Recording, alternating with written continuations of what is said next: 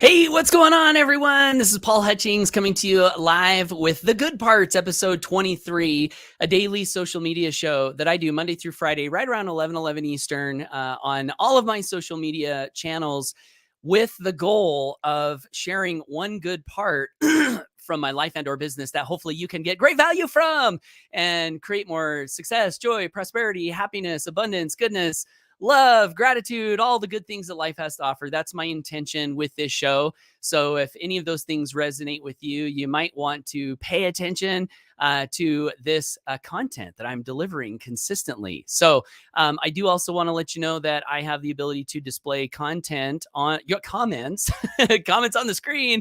What's up, Rich Thames? Good to see you, brother. Man, doesn't Rich look sharp? Look at that suit. You look so successful, Rich. You have the attire and the smile to match your name. So thank you for that. What a great way to present yourself online.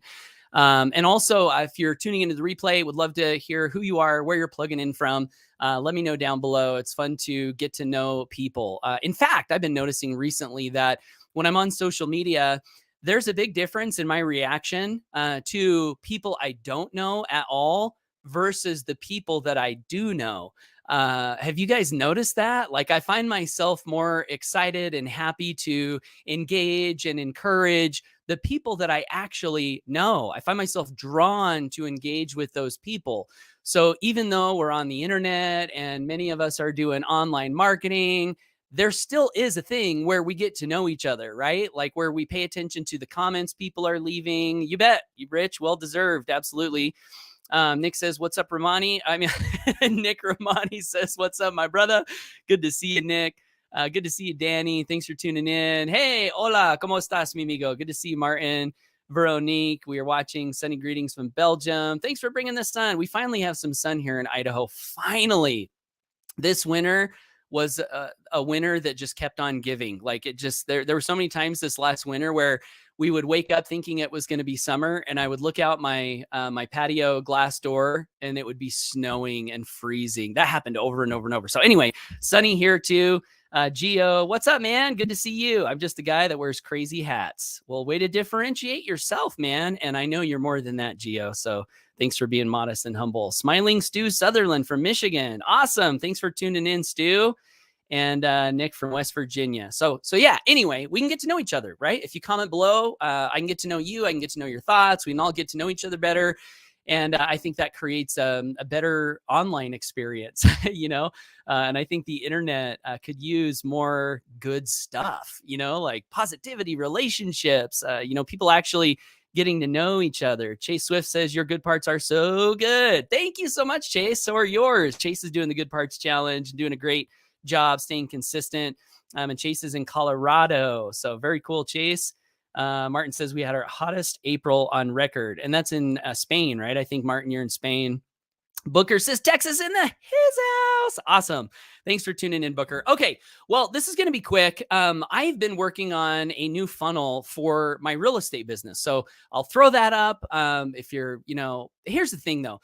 Marketing is marketing, right? So even if you're not in real estate, I think you can pick up some tips from what I'm going to share today that you can really apply to anything and everything that you are marketing. In fact, I remember learning from a well-known marketing guru, and one of the things that he said was a big deal for him was getting outside of the bubble that he was in, of the industry that he was in, and visiting different industries and getting in different groups of people and seeing how different people are doing different things. And he said he found some of his best ideas from doing that. So I like to have what's called the marketer's eye. I like to strive to have the marketer's eye, and hopefully you do as well. And that's simply where we're looking for lessons everywhere, you know. I was in Subway last week and I was paying attention to how everything was happening. And I was thinking, I could do this in a better way. Like I could set this up to better serve the customer. And then I had this thought like, oh, I could turn this into a marketing lesson, which I could, which I haven't, but I kind of did by talking about it. But that's the marketer's eye, just always looking around and seeing what you can use in marketing. So that being said, I've had a real estate rental business for well over a decade now. And I've always done things in a certain way, which may not have been the best way. And recently, because our company offers a funnel builder product, and we build a lot of funnels and lead capture pages and sales pages and automation, automate it, right? If you can automate it, why not, right? Let's automate things to save ourselves time and energy and hassle. So I thought to myself, what are the pain points in my rental business when it comes to finding good tenants to occupy my rental properties? And some of the pain points were sorting and sifting through a lot of unqualified people, being stuck in Messenger for hours on end, having conversations with people, all these things, big pain point. So painful. In fact, there came a point where I had my property ready and I was like, ugh, I do not want to advertise this, because I knew there was going to be pain on the other side of that. So I've been working on creating a funnel process to alleviate some of my pain. And I've already filled 3 rentals with this funnel. First one was a few weeks ago. And this one that I'm going to show you today, I filled 2 different rentals with one funnel and one ad within days of each other. And in fact, I had one lady texting me. She had originally put the wrong income amount on the form, that we then figured out she had told me the wrong amount, but because she'd done that, it put her like bottom of the line. But she was texting me and she's like, I want this. I've got this money I can put down, please. And she's texting me like a bunch because she wanted it sight unseen. She hadn't even seen the property and she wanted it. So that was the first one. And I said, I will put you in line. Like, you're back in the game now that I know where your income is. But I have 2 appointments today. And I had an appointment at 2:00 and 2:30 to look at this one property that I have. So I showed up at 2:00 and showed this property. Couple says, we want it. We want to fill out the application. We're in. So then 2:30 comes where I've got this second appointment coming to look at the property that I had just rented. And I welcomed him in and I said, hey, I'm really sorry, this property just rented, but I have a duplicate to this property right next door. Would you like to see that? Yes, we want to see that. I walked them over. We want it. They filled out the application. Yesterday, I collected deposit, signed a lease yesterday. So all of that said, this funnel converted at over 100%, over 100%, because I had 2 appointments. Both of them decided that these properties were what they wanted. And then I had another lady who was waiting in line to take one of these properties. So that's pretty cool. So I wanted to share just 4 ideas that went into this that I think caused this high conversion. And then also, what's cool about the funnel is it was pain-free. It was pain-free. I only ended up talking to 3 people, and 2 of them were perfect candidates. And I didn't talk to any of the other ones, which was great. I mean, it saves me so much time. I was able to remove the listing, and now all of those messages disappear and I can move on with my day and my life. So the 4 keys, I'll show you the funnel. So this is a very simple funnel. And all I did on this funnel, I don't even have a lead capture page, which, by the way, if you're in marketing, is something interesting to think about. I don't have a lead capture page. So most people in marketing would be like, Paul, you dummy, you've got to collect the lead, right? Well, in this case, I wanted to disqualify people before I got their contact information. So instead of going straight to opt-in, I gave them a very detailed video of the property where they could see it and know exactly what it was to filter the right ones in. I've got pictures here. I'm very clear on on the property itself. I describe my ideal tenant, which is who I want to work with.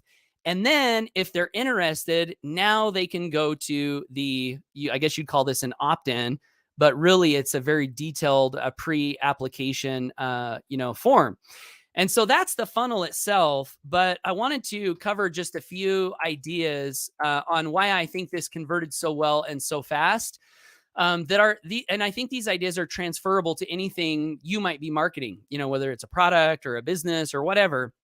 So the first one, and this is so overlooked oftentimes in home business, especially. Number 1, a great product. A great product. You can put lipstick on a pig, but guess what, guys? It's still a pig. And you can advertise something as if it's the best thing in the world, and that will draw people in. But as soon as they find out that your ad was a lie, they're gone. And now you don't have a relationship with that person. So number one is a great product. This is one of the reasons that I try my best to go the extra mile on our properties. This is one of the reasons why when I was renovating and kind of fixing up this last one that we just rented, I stopped myself from saying it's just a rental. There was a temptation in me when there were certain things that I could do or maybe didn't want to do. A thought popped up in my mind, and the thought was, it's just a rental. You shouldn't put so much work. You shouldn't put so much attention to detail. It's just a rental. And thankfully, my philosophy that I've picked up from great mentors that says go the extra mile, deliver more in use value than you take from the market and cash value. This little conversation I had with myself said, no, Paul, it's not just a rental. This is somebody's home.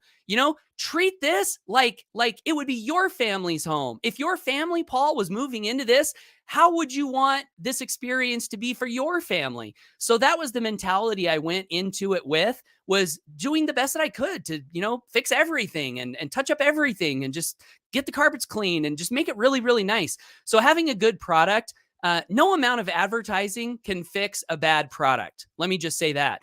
And in fact, there's a great example right now in the world of one of the most successful selling products in a company called Tesla. Tesla is crushing it in the electric vehicle segment. Many of you probably already know this. And they're selling a lot of cars. One of the things I learned about Tesla was that there has not been a successful new car startup in over 100 years. There have been attempts. They've all gone out of business. So Tesla is one of the first ones that started and is having success and is producing at scale with plans to really grow at scale. And here's the relevant point to Tesla with have a great product. Guess how much advertising Tesla does? Do you guys know? Maybe you know, maybe you don't. I don't know. Do you know what Tesla's advertising budget is? Comment below if you know. I would love to know. What is Tesla's advertising budget? And if nobody knows, that's great, because it means you're going to learn something today on this live with me. So I'm still watching the comments. I don't see any answers. Ashley has a guess, pretty small, I would think. Okay, great guess. Nick, bingo, 0. Tesla spends no money on advertising. None, 0, zippo. Never done a paid ad, never spent any money on advertising. They have people criticizing them. We should do ads. You should do ads. We'd be selling so many more cars if you did ads. And they have held firm. No, we'd rather take that ad money and put it into making a great product. So that's pretty cool, But the point, they have a great product. And when people use a great product, it just naturally has a draw and people talk about it. So that's tip number 1, have a great product. Number 2, hungry market. So in my local community, we have quite a lot of people looking for rental properties. So when I did go to place my ad of my great product with a good ad, there were a lot of people in a hungry market that really wanted a place to live. That's a great tip, for marketing. If you can tap into a market of people that you already know have a problem that your product or service can solve, or a big dream or a goal that your product or service can facilitate, that is a great way to surround yourself with much easier sales, right? There's less of a sales process if somebody already knows that they want something that your product or service can help them with. So that's hungry market. That's another reason I think this funnel converted so well. Number 3, an honest ad. An honest ad. Now, here's what's great about having a good product is when it comes to making your ad, it's really easy because all you have to do now is tell the truth about the positive attributes of what it is that you're providing to people. You don't have to spin things up. You don't have to, say anything crazy. Your product is good. Be excited about how good that product is. One of the things we did with our rentals is we put them in the country on an acre of land.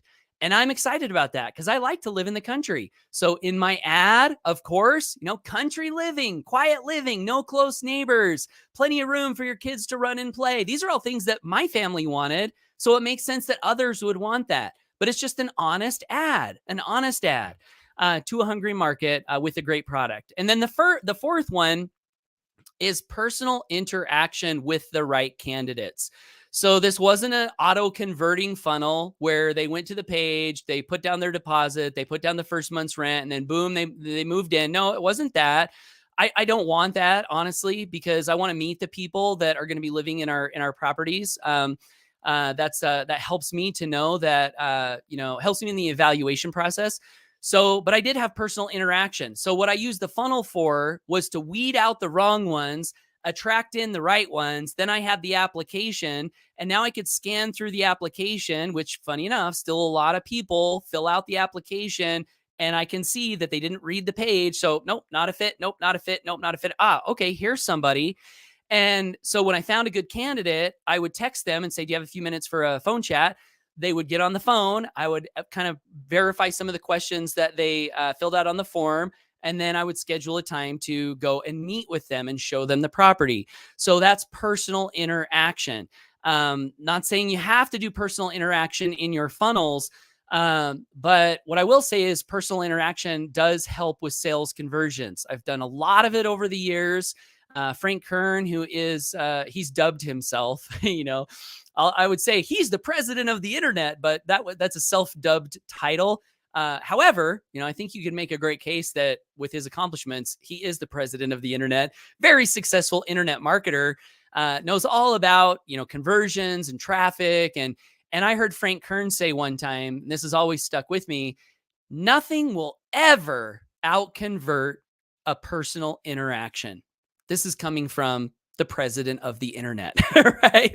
Or the president of internet marketing. So personal interaction with the right candidates can really increase your conversions. So that's it, guys. Those are my 4 tips for a high converting funnel. I would love to know if you think any of these can translate to what it is you're doing. Are there any creative ways you can use these tips to do something different? One thing I realized also is that with my rental properties, what's so cool is traffic is something that a lot of people want in an online business. And with my rental properties, all I did was put it on Facebook, Craigslist, and then apartments.com. And that was it. I didn't have to pay any money for an ad. And I had plenty of traffic coming to my offer.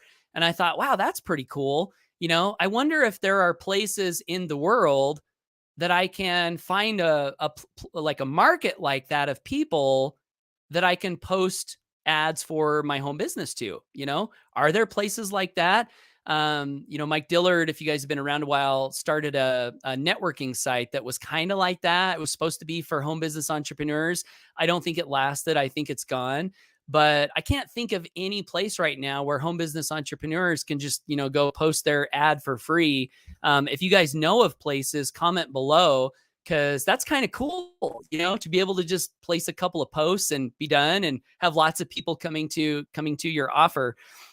So anyway, I'm going to check the comments here.